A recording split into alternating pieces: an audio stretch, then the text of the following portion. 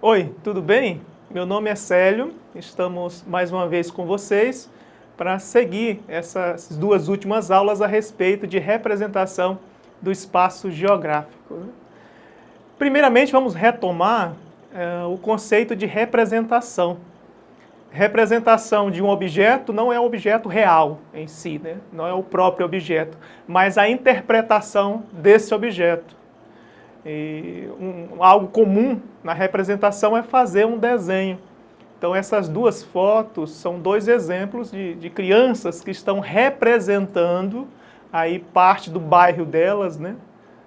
Que com certeza está incluindo a sua residência, né? A casa de cada aluno aí, eles estão fazendo desenho. Esse desenho é uma representação e contém ruas, as residências das pessoas, aparentemente é parte de um bairro. Então, representação é isso. O primeiro, ou a primeira forma de representação que podemos destacar aqui, que a geografia também faz uso, são os croquis. São desenhos simples, geralmente feito à mão, né? Mas é um desenho cartográfico, é utilizado pela geografia e apresenta os principais elementos de uma paisagem. Então, no slide nós estamos vendo um exemplo bem elaborado, né? Parece um desenho bem elaborado, mas é simples, é um croquis. Vamos em frente, que temos dois exemplos, né? Na verdade, crianças desenhando um croquis. Lembra daquela imagem anterior, ou das imagens anteriores em que haviam crianças desenhando? Elas estão desenhando uma representação cartográfica simples, à mão, que é o croquis. Então, são traços, são desenhos simples que representam uma parte da superfície da Terra. Vamos em frente que temos outros exemplos de também croquis, né? Aí é um zoológico. Alguém desenhou de maneira bastante simples para que as pessoas entendessem as partes, né? Os caminhos que compõem ali o zoológico. Agora vamos para outro tipo de representação geográfica, ou representação do espaço geográfico. Tem o nome de carta, né? Vocês conhecem as cartas, que uns escrevem para os outros, mas essa aqui é a carta que a cartografia faz uso para representar parte do espaço. Trata-se de uma representação plana de parte da superfície. Essa parte da superfície não é tão grandiosa, não é tão grande. É uma pequena porção da superfície. Algo que chama atenção nas cartas cartográficas é que elas possuem detalhamento mediano dos aspectos naturais e artificiais. Aí no slide nós temos uma carta onde podemos visualizar os rios, né? Alguns rios e alguns detalhes, mas as cartas possuem detalhamento médio ou mediano, podemos simplificar dessa maneira. Temos mais exemplos de cartas, aí um exemplo de uma região, de um parque, ou uma região que contém mais de um parque em São Paulo. Os detalhes, podemos dizer que, mais uma vez, são medianos, os detalhes não são tão grandes, mas é possível ver aí rios, né, o parque em si, rodovias e o limite do município também. Tá bom? Então é um exemplo de carta. Agora, a planta. O que é uma planta? Nós estamos vendo esses tipos de representação. A planta, ela é bem detalhada, pode ser de uma máquina, de um imóvel ou parte da superfície. Pode ser de um bairro também, né? No caso aí dessa imagem, é uma planta de uma residência, de uma casa, né? Aqui também outro exemplo de uma casa, da qual nós percebemos a divisão. Existe aí 3 quartos, a cozinha, a sala. Essa parte em azul turquesa seria a parte externa, contém aí uma lavanderia, uma garagem, uma varanda. Então esse desenho, na geografia, na cartografia também, é uma planta, chamada uma planta no caso de um imóvel, né?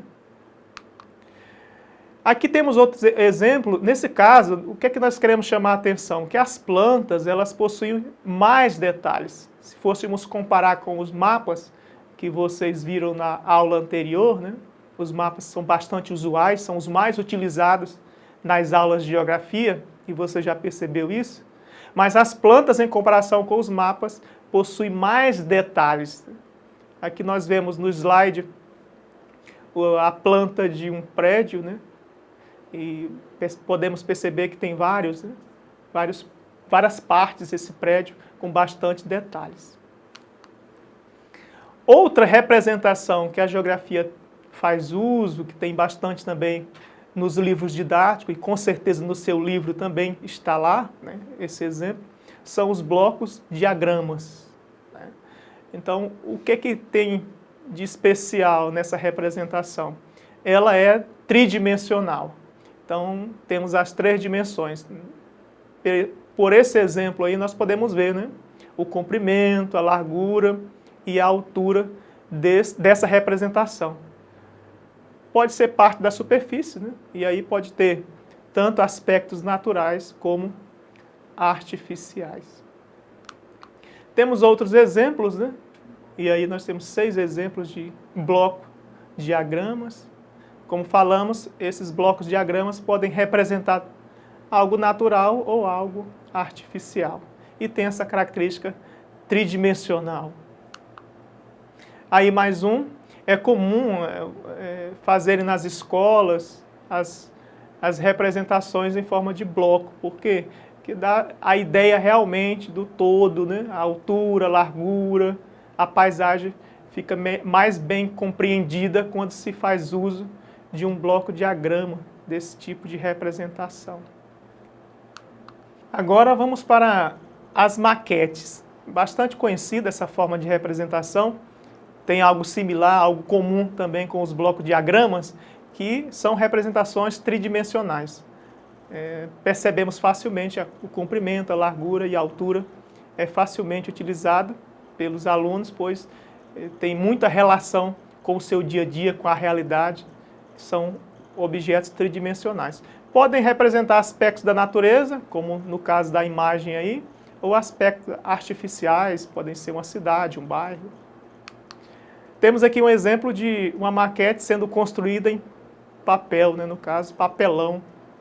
Muitas vezes se faz uso desse tipo de material, também de isopor, madeira, peças de montar, biscuit, dentre outros. A ideia de utilizar também elementos em miniatura para construir as maquetes. Então, essa é uma das vantagens das maquetes em relação às outras representações. Tem uma relação muito forte com a realidade e os alunos gostam, né, de construir também.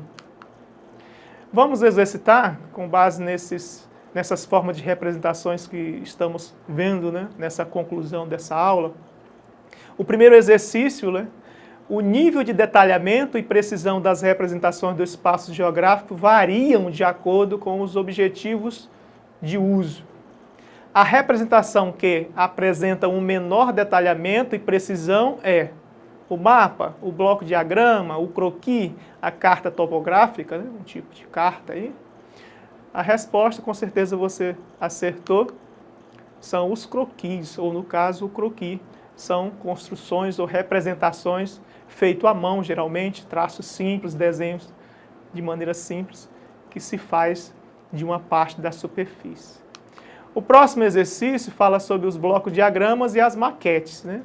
Os blocos diagramas e as maquetes têm uma grande importância no processo de alfabetização cartográfica, porque permitem alterar o ponto de vista sobre o espaço representado, possibilitando a migração da visão frontal e da visão oblíqua à visão vertical.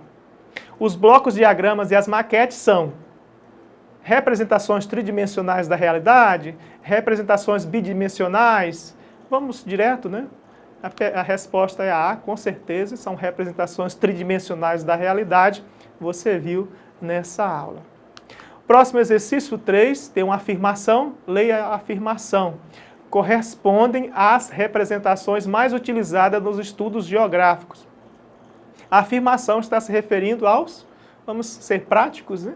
São os que mais são utilizados nos livros, no estudo da geografia, são os mapas e as cartas. E a última questão dessa aula, leia o texto a seguir. Esse texto, citamos parte na aula, né, favorece a passagem da representação tridimensional para a bidimensional a partir de um modelo reduzido. Essa redução, apesar de não conservar as mesmas relações de comprimento, área e volume, permite ao estudante ver o todo e, portanto, refletir sobre ele. Sua estrutura é de fácil compreensão pelas crianças que estão acostumadas com brinquedos que estão em miniatura ou que são de miniaturas de objetos reais. Então, a representação do espaço, ou melhor, a representação do espaço que o texto faz referência é a maquete, né? A maquete lida com objetos em miniatura, na confecção, na construção dessa representação. Por hoje é só, queremos agradecer a todos pela atenção nessas aulas que falamos sobre as representações cartográficas e não esqueça de acessar a plataforma Eduque para mais informações a respeito desse conteúdo.